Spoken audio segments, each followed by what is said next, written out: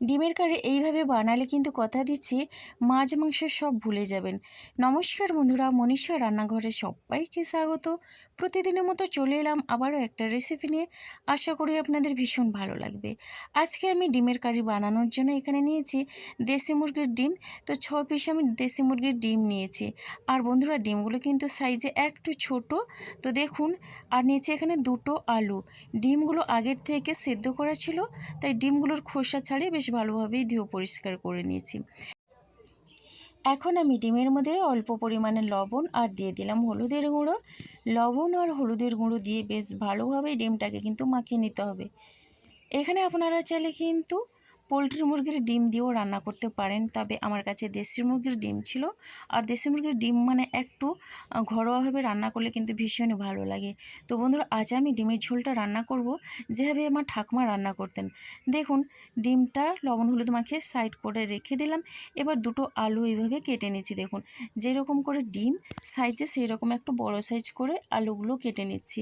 এখানে কিন্তু ডিমের পরিমাণ অনুযায়ী আলু নিয়েছি, তবে আমরা যেহেতু একটু আলু বেশি পছন্দ করি, তার জন্য আমি আলুটা একটু বেশি দিলাম। তো যাই হোক, 2টো আলু কাটা হয়ে গেছে। আর এখন আমি এই আলুগুলোকে ধুয়ে পরিষ্কার করে নেব। দেখুন, আলু ধোয়া হয়ে গেছে। এবার একটা মশলা করে নেব। মশলার জন্য এখানে বাটির মধ্যে নিলাম 5টা গোলমরিচ, 4টা শুকনো লঙ্কা। আর এখানে নিচ্ছি দেখুন হাফ চামচ পরিমাণে ধনে, আর নিচ্ছি হাফ চামচ পরিমাণে গোটা জিরে, আর নিচ্ছি হাফ চামচ পরিমাণে মৌরি। এখন আমি এখানে দিয়ে দিচ্ছি একটা পেঁয়াজ, আর দিয়ে দিচ্ছি এখানে 1 ইঞ্চি পরিমাণে আদা, আর দিয়ে দিচ্ছি এখানে 6 কোয়া রসুন। এবার এখানে ছোটো সাইজের একটা টমেটো। এখন এখানে অল্প জল দিয়ে দেব, আর জল দিয়ে মশলাটাকে 5 মিনিটের মতো ভিজিয়ে রেখে মশলাটা বেটে নেব। শিলপাটায় মশলাটা বেটে নিয়েছি। এবার রান্নার জন্য গ্যাসে কড়াই বসিয়ে দিয়েছি। কড়াইটা গরম করে দিয়ে দিলাম সরষের তেল কিছুটা পরিমাণে। তেলটাকে প্রথমেই বেশ ভালোভাবে গরম করে নিতে হবে। আর হ্যাঁ, অবশ্যই সরষের তেল দিয়ে রান্না করে নিতে হবে।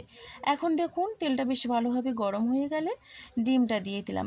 ডিমটা এইভাবে একটু প্রথমেই নাড়াচাড়া করে নিচ্ছি। আর ডিমটাকে প্রথমে হালকা করে ভেজে নিতে হবে। ডিমটা কিন্তু বেশি ভাজলে শক্ত হয়ে যায়, তখন কিন্তু খেতে ভালো লাগে না। ডিমের এই সাদা অংশটা কিন্তু বেশি ভেজে নেওয়ার কারণে অনেক সময় শক্ত হয়ে যায়। দেখুন, এইভাবে উল্টে পাল্টে চারিদিকে আমি ডিমটাকে ভেজে নিয়েছি। আর বেশি কিন্তু ভাজিনি, দেখেই বুঝতে পারছেন। এখন ডিমগুলো ভাজা হয়ে গেছে, ডিমগুলো তুলে নিচ্ছি। এবারে দেখুন, এই ডিম ভাজার তেলে আমি এখানে আলুগুলো ভেজে নেব। আলু দিয়ে এখন একটু নাড়াচাড়া করে নিচ্ছি। এবার আমি আলুটা একটু নাড়াচাড়া করে নিয়ে এখানে আলুগুলো ভেজে নেওয়ার জন্যে গ্যাসের ফ্লেমটা একেবারে মিডিয়ামে রেখেছি। আর মিডিয়ামে রেখে ঢাকনা চাপা দিয়ে প্রথমে 3-4 মিনিটের মতো আলুটা একটু ভেজে নেব। তো বন্ধুরা দেখুন, 4 মিনিট পরে ঢাকনা খুলে একটু নাড়াচাড়া করে নিচ্ছি। আলুর গায়ে কিন্তু হালকা সোনালি একটা কালার ধরা পর্যন্ত আলুটাকে একটু ভেজে নিতে হবে, তাহলে কিন্তু ডিমের ঝোলটা পারফেক্টভাবে তৈরি হয়ে যায়। ভীষণ ভালো লাগে এই রকম হালকা পাতলা ডিমের ঝোল। দেখুন, ঢাকনা দিয়ে আরও 2 মিনিটের মতো আমি রান্না করে নেব। এতে করে কিন্তু আলুটা অনেকটা নরম হয়ে যায়, সেই সাথে একটু ভাজাও হয়ে যায়। তো আলু কিন্তু এইভাবে হালকা লাল করে ভেজে নিয়েছি। এবার পিসগুলো আমি তুলে নিলাম। এখন দেখুন, আলু তুলে নিয়ে ওই আলু ভাজার তেলে দিয়ে দিলাম একটা তেজপাতা, আর দিয়ে দিলাম হাফ চামচের মতো গোটা জিরে। এখানে কিন্তু কোনো রকমের গরম মশলার ব্যবহার করছি না। এবার অল্প পরিমাণে দিয়ে দিলাম চিনি। চিনিটা দিয়ে একটু মিশিয়ে নিচ্ছি। তো বন্ধুরা, এবারে দেখুন, এখানে ফোড়নটা কিন্তু একটু ভাজা ভাজা হয়ে গেছে। এখন আমি বেটে রাখা মশলাটা দিয়ে দিলাম, আর দিয়ে দিচ্ছি এখানে মশলা ধোয়া জল অল্প পরিমাণে। এখন একটু বেশ ভালোভাবেই নাড়াচাড়া করে নিচ্ছি। মশলাটাকে কিন্তু খুব সুন্দরভাবে কষিয়ে নিতে হবে। মশলা যত ভালোভাবে কষানো হবে, রেসিপিটা কিন্তু ভীষণই ভালো হয়। কালারটা যেমন সুন্দর আসে, আর স্বাদেও অসাধারণ হয়। এবারে এখানে দিয়ে দিলাম পরিমাণ মতো হলুদের গুঁড়ো। হলুদের গুঁড়ো দিয়ে বেশ ভালোভাবে মিশিয়ে নিচ্ছি। এখানে কিন্তু কোনো রকমে আমি লঙ্কার গুঁড়ো, জিরে ধনের গুঁড়ো ব্যবহার করব না বন্ধুরা। আমি আগের থেকে গোটা জিরে, গোটা ধনে আর গোটা শুকনো লঙ্কা কিন্তু বেটে নিয়েছিলাম। দেখুন, কিছু সময় ধরে নাড়াচাড়া করে নেওয়ার পরে এখানে কিন্তু মশলাটা খুব সুন্দরভাবে কষানো হয়ে গেছে। মশলা থেকে তেলও ছেড়ে দিয়েছে। এখন আমি এখানে ভেজে রাখা ডিম আর আলুর পিস দিয়ে দিলাম। ডিম আলু দিয়ে বেশ ভালোভাবেই নাড়াচাড়া করে মশলার সাথে কিন্তু কষিয়ে নিতে হবে।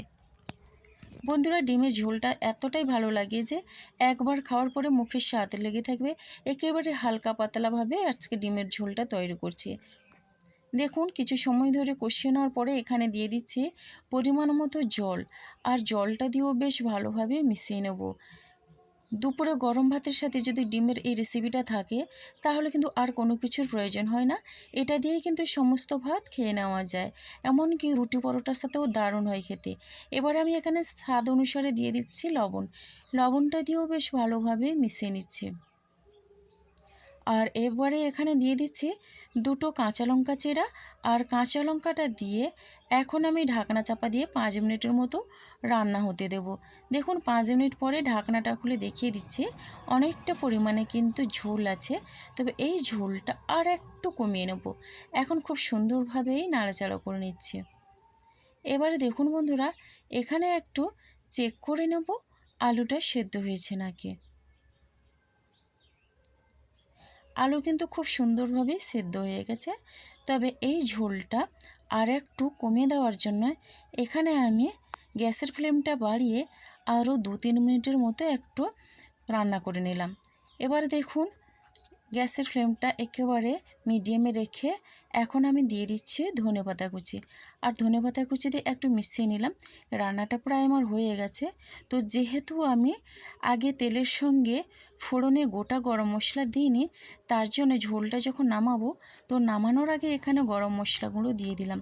আর এই গরম মশলা গুঁড়ো কিন্তু আমার বাড়িতেই তৈরি করা। এখন আমি গরম মশলা গুঁড়ো দিয়ে বেশ ভালোভাবে মিশিয়ে নিচ্ছি। ডিমের ঝোলটা কিন্তু গরম ভাতের সাথে পরিবেশন করলে সবাই ভীষণই তৃপ্তি করে খাবে। রান্নাটা আমার হয়ে গেছে। গ্যাসটা বন্ধ করে স্ট্যান্ডিং টাইমের জন্য 5 মিনিট রেখে আমি পরিবেশন করে নিচ্ছি। দেখুন বন্ধুরা, কতটা লোভনীয় হয়েছে ডিমের ঝোল। ভীষণই টেস্টি এই ডিমের ঝোল। রেসিপিটা ভালো লাগলে লাইক, কমেন্ট, শেয়ার এবং সাবস্ক্রাইব করে আমার পাশে থাকবেন। তো বন্ধুরা, আজকের রেসিপিটা আমার এই পর্যন্ত। আগামীকাল আসবো আবারও একটা রেসিপি নিয়ে। আপনার সবাই সুস্থ থাকুন, ভালো থাকুন। অসংখ্য ধন্যবাদ, আর অনেক অনেক ভালোবাসা রইল আমার সোনা বন্ধুদের জন্য। আজকের মতো সবাইকে টাটা।